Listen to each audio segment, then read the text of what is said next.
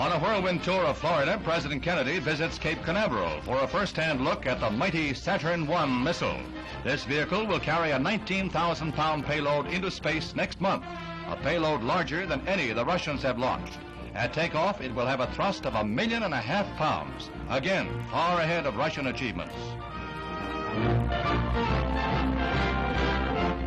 Then there's a quick helicopter flight to sea, where the President will witness a firing of a Polaris underwater missile from the submerged submarine Andrew Jackson. The observation ship is named, aptly enough, the Observation Island.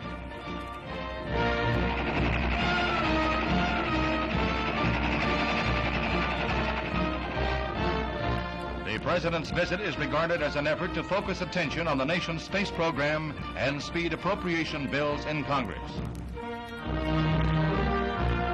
The President watches with close interest as the Polaris breaks through the surface of the sea and heads down the Atlantic missile range.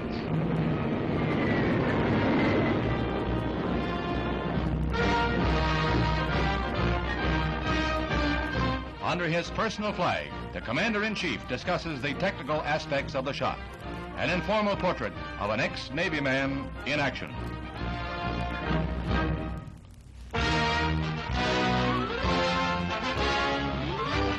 Both official Washington and the man on the street expressed shock when Russia arrested a Yale professor on spy charges. At his news conference, the President stated emphatically that Professor Frederick Barghorn was there on a cultural mission. I can assure you that the Department of State, our embassy in Moscow, will do everything it can to effect the early release of the professor. His arrest is unjustified. I repeat again, he was not on an intelligence mission of any kind. I'm hopeful that this will become quickly obvious to the Soviet Union and that they will release him. Apparently nonplussed at the furor raised in the U.S., the Russians released him. Professor Barghorn, in a dark suit, arrives in New York, looking worn and haggard after 16 days in Moscow's Lubyanka prison. He is greeted by State Department officials, his brother, and his aunt, who has a kiss of thanksgiving.